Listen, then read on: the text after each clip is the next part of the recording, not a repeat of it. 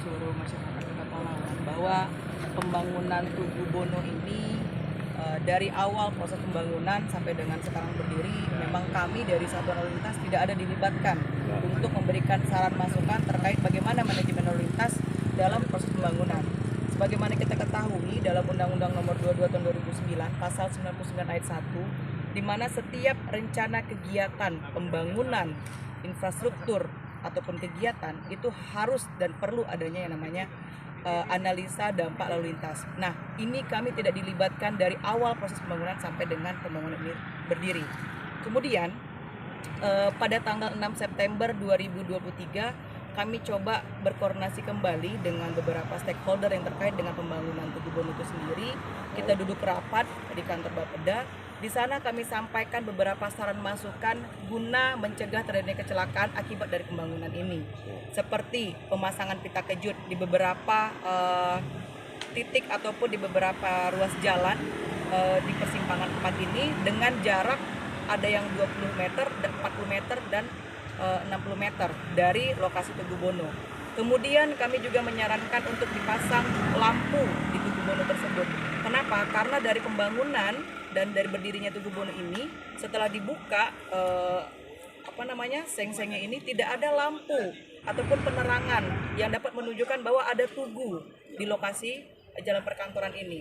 Kemudian kami juga memberikan saran masukan untuk memasang beberapa spotlight di sekeliling Tugu Bono, dan ini pun juga tidak dilaksanakan pemasangan spotlight tersebut. Gunanya apa spotlight ini?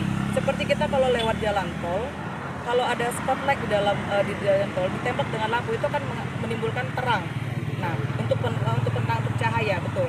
Tapi ini tidak dilakukan. Gunanya apa spotlight ini? Seperti kita kalau lewat jalan tol, kalau ada spotlight di jalan tol ditembak dengan lampu itu akan menimbulkan terang.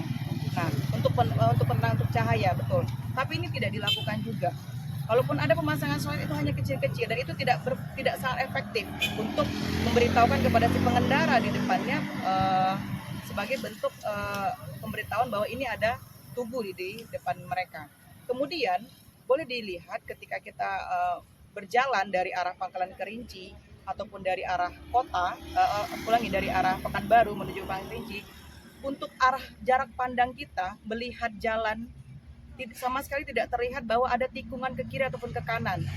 Boleh dilihat. Jadi yang pandangan mata kita ketika melihat tersebut hanya lurus seperti tembok. Jadi wajar kalau kiranya masyarakat berkendara terus tiba-tiba dia kaget.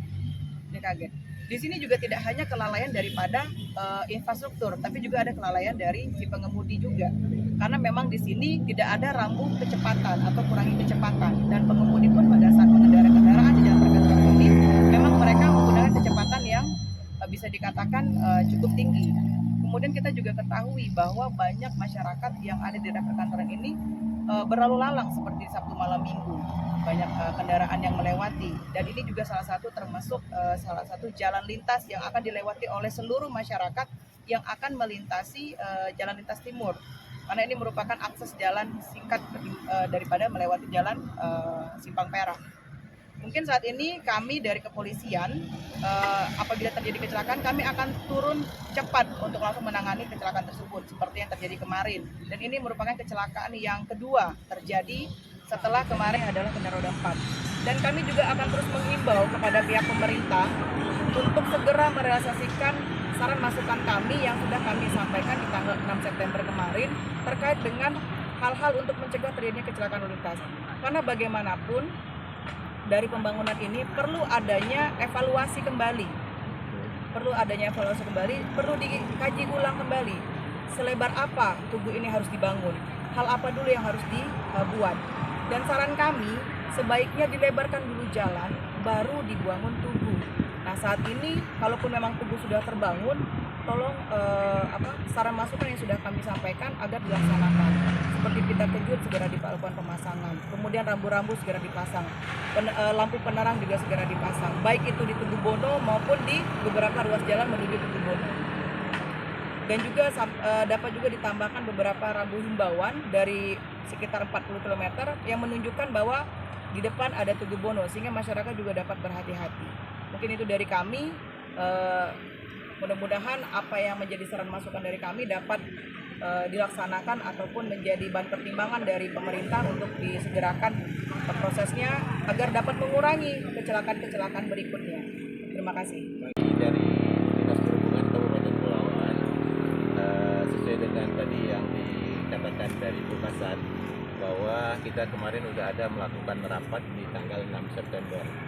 Memang di situ hasil dari berita acara rapat kemarin itu ada kesepakatan untuk pemerintah daerah untuk membangun pita kejut, habis itu rambu-rambu, kemudian untuk menambah spotlight dan lain-lain.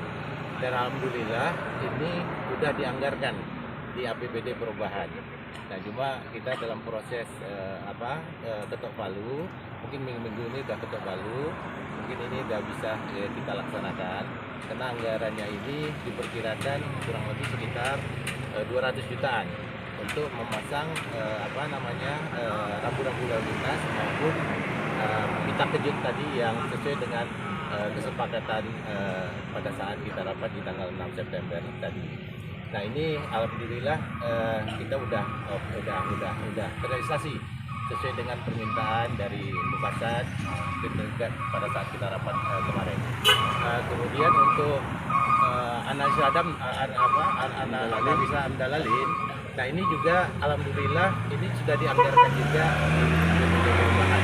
Nah, ini juga dalam waktu dekat juga kita akan melaksanakan amdalalin untuk seperti apa nanti langkah-langkah ke depannya.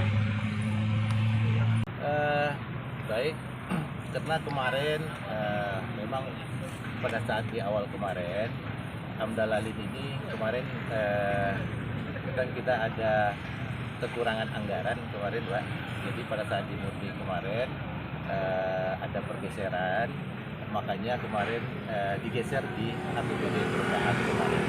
Nah, jadi memang kalau untuk amdalalin memang kemarin ini seharusnya di depan, tapi karena kemarin ada anggaran kita yang minus, jadi kemarin itu ada kekurangan. Nah, makanya kemarin tertunda di APBD perubahan.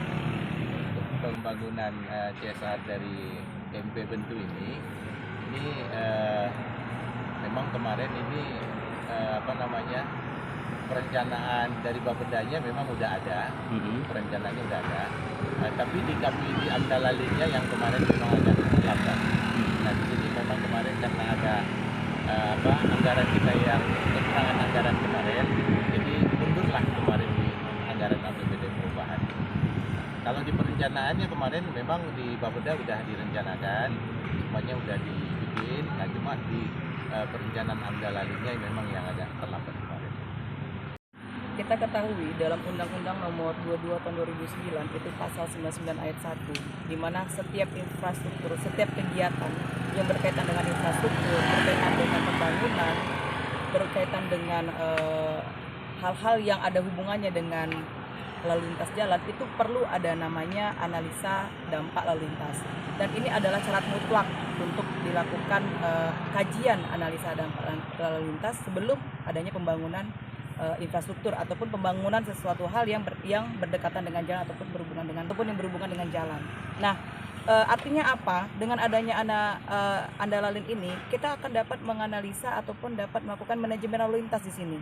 Bagaimana kita lakukan rekayasa lalu lintas, bagaimana kita melakukan bagaimana masyarakat dapat melakukan aktivitas berkendaraannya pada saat pembangunan itu berdiri ataupun pada saat pembangunan itu sudah berdiri. Nah, ini yang kita perlukan, dan ini memang tidak dilakukan di awal, dan kami pun dari awal juga tidak dilibatkan dalam proses pembangunan ini. Harusnya sebelum proses pembangunan kita buat perencanaan dulu. Setelah dari perencanaan kita buat andalalinnya, kita duduk bersama bagaimana rekayasa lalu lintasnya, bagaimana nanti jarak pandang masyarakat, bagaimana lalu lintas kendaraan, bagaimana volume kendaraan dan lain sebagainya. Banyak hal-hal yang akan dirinci dalam andalalin tersebut, dan ini tidak dilaksanakan, namun pembangunan sudah berjalan. Nah, dengan adanya pembangunan sudah berjalan, kami dari pihak lalu lintas pun juga tidak mau ambil diam. Karena kenapa? Karena yang akan terjadi kecelakaan tersebut pastinya yang akan pertama kali dicari adalah satuan lalu lintas dalam penanganan laka lantasnya. Tentu kami tidak tinggal diam. Di sini kami panggil kembali beberapa stakeholder yang berkaitan ataupun instansi yang berkaitan dengan pembangunan ini untuk kita duduk bersama. Itu adalah rapat pertama kami bersama teman-teman yang ada berkaitan dengan pembangunan Bono ini, dan di sana kami menyampaikan beberapa masukan setelah terjadinya pembangunan guna untuk mencegah terjadinya kecelakaan terhadap kendaraan, karena ini sudah kecelakaan yang kedua kalinya.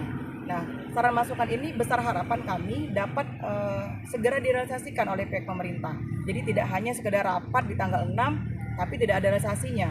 Jangan dulu kita menunggu kecelakaan baru terjadi realisasi.